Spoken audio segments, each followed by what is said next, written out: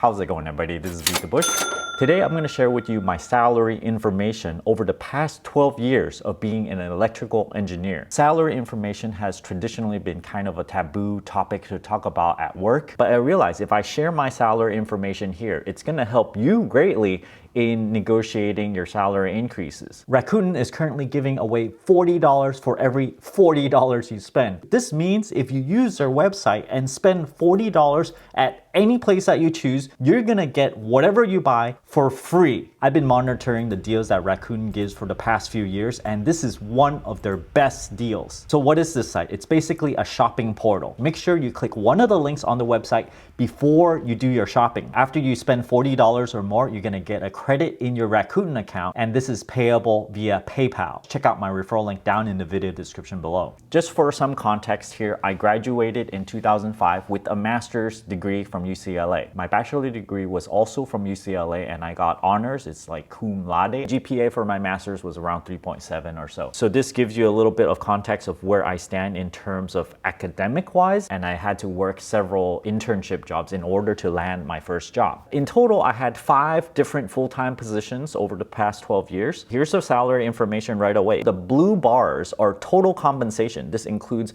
RSUs, bonuses, but I did not include 401k matching over here. The green bars are inflation adjusted for 2021. I started work in 2005, so in 2005 dollars, it might seem kind of low, but you know, if you get a new job right now, you probably need to expect something a lot more than what I got back then. What's important probably is the year-to-year compensation increase. Whenever you switch jobs, your employer looks at what your last compensation is. They don't want to give you like a 50% raise. Here is the total compensation in terms of percentage increase year over year. You can kind of spot when I changed jobs here. The first year is 50% increase. 2018, you can see an 11% decrease. It's hard to swallow, but sometimes you do need to take a decrease in compensation for whatever reason, and I have good reasons for this. And then you see 25% increase, 33% increase, and all those little ones that you see, 2 to 4% increase, you can kind of guess what those are. Is when you keep working at the same job, they usually don't appreciate you all that much, and then they just try to keep up with inflation. So when they give you a 3% raise, it's basically saying we're not giving you a raise, even though it looks like they're giving you a raise. So I began my career as an electrical engineer at a startup company. They offered me $60,000, and to me that was relatively low. I was a little desperate to get a job, any job, because I just graduated and I think I didn't get a job for like 3 or 6 months or so. And so any job is great. I'm gonna get it, work really hard, and then see what happens. So at this job, I worked my butt off, doing maybe like 50 hours a week or so. And then pretty soon after, within a year or so, I got a 50% raise. It jumped up to $80,000 and then to $90,000. So in total is a 50% raise. By the way, to save time and not keep on saying inflation adjusted to 2021, I'm gonna put that number in this corner over here so you can kind of see what today's numbers are if you were to get the similar job. So that's pretty good, $135,000 pay in today's money. The reason for such a high pay increase, I think I had a pretty generous boss. I also worked very hard, and I also was a very high contributor to the overall project. I was one of the main engineers. So I think working hard and being critically valuable to the team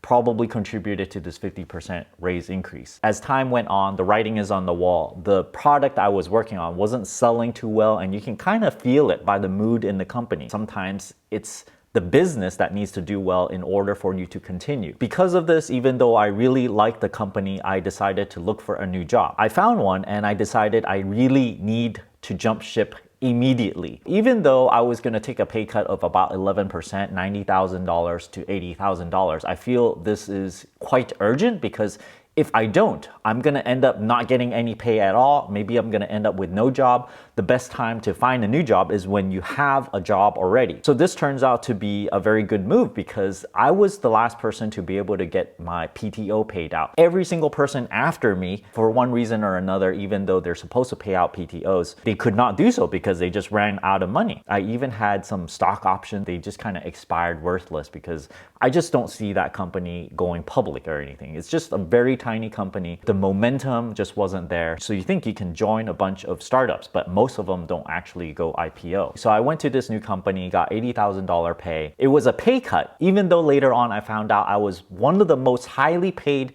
engineers at that company. So for other engineers that were there, they actually got paid even less than I did. Anyway, at this company, I wasn't there for too long. I never got raises or anything. Bonuses was very paltry. And I've added on the bonus column over here. This is an estimate because I kind of forgot how much bonus I got. Usually it's around 10% of your total annual pay. That would be on the reasonable side, but sometimes they're cheap and you might only get maybe 5% of your annual pay. So of course, all of this is performance-based. So if you are a really high performer, you might want to expect more than 10% of your annual salary. Because of such low pay at this company, I always thought about moving. So I've been shopping around and eventually I found a new place that was willing to pay me a really good salary, which is my first six-figure salary at $100,000 even. At this place, I actually had a really good boss. He was very, very encouraging. I really enjoyed my job. Just moving to this new job, I had a 25% increase in pay. So this gives you an idea that when you switch job is when you make the most increase in your salary. Most of the time, companies don't really want to increase your pay by 25%. Because you're working there already. As you can see, for the next couple of years, I got 2% raise, 4% raise. It seemed good, but then it's not. Eventually, this division of this company got sold to a private equity company. Once they did that, they had new management come in. They were like bankers. They were not really engineers or like tech related people. They just came in and just started rearranging everything. And they gave this whole speech about nothing's gonna change, everything's gonna be normal, but then when it comes down to the actual changes of total compensation, you know, I go in there and I calculate everything out. They're just trying to cut little bits here and there, like ESPP, 401k, all these little things. It just kind of dwindled a little bit. So the thing that got me really pissed off is that they said everything is gonna stay the same or better even, right? So I took that as a lie.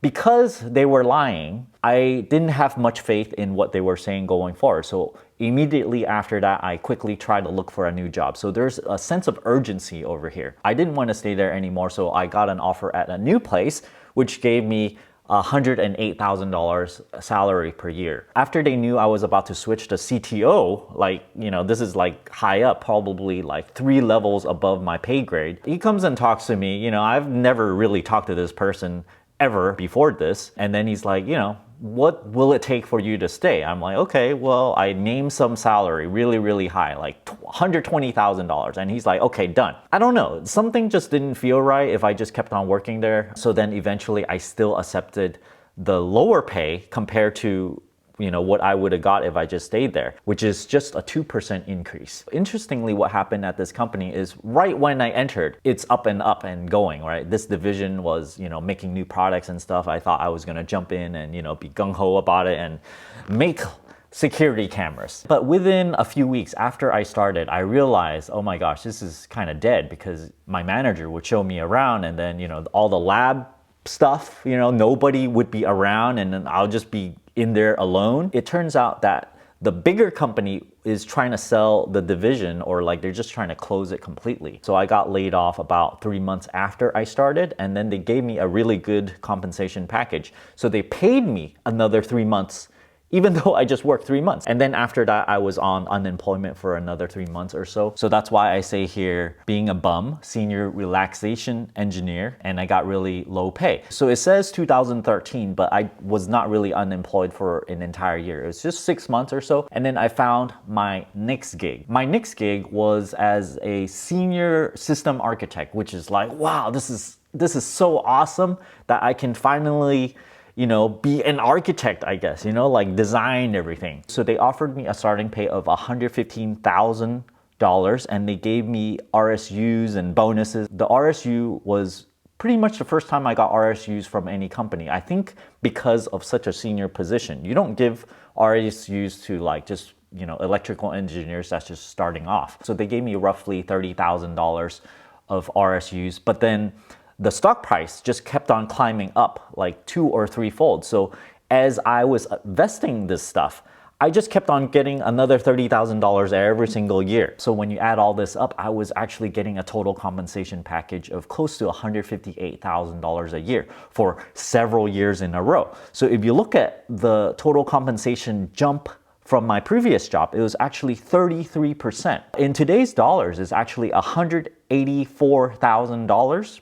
Pretty good, right? You're an engineer in the Silicon Valley, you kind of make 100K, 200K. So these days, actually, when I listen to people say, oh yeah, you know, starting pay is 100K, and I'm like, when I started, I was making 60K. So, you know, you really have to reframe all this in terms of inflation.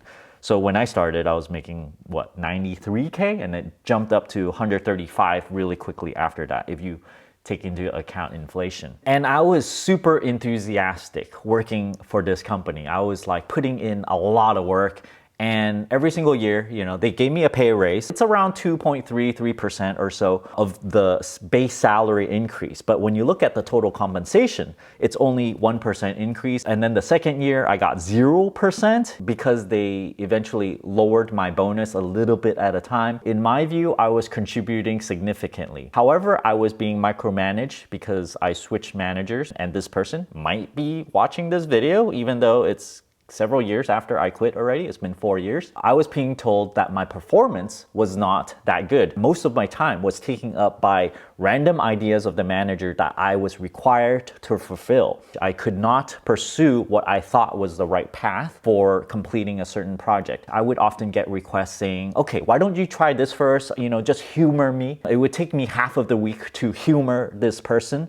And then the rest of the week, then I can work on what I really think would help the project. Enough of that. Safe to say that I basically got no increases in salary over the next 2 or 3 years or so. The RSUs eventually faded away where I did not get a refresh of RSUs. And I'm like, okay, well, if my total compensation package is going down, my morale just kind of step down a little bit at a time, and I'm like, what's the use, you know? I'm putting in so much effort and I'm not getting fairly compensated for my effort, so, you know, let me just quit and do YouTube instead. So there you have it. As a whole, I would say if you stay at a current company, most of the time, they would just give you a raise. And when you're getting a 3% raise, just know that this is keeping up with inflation. This year, you probably should expect a 5 to 6% raise, and you should consider this a 0% raise. In other words, this is saying you are just doing an average job. So if you are doing better than an average job, you better expect a higher than 6% raise. But employers, managers,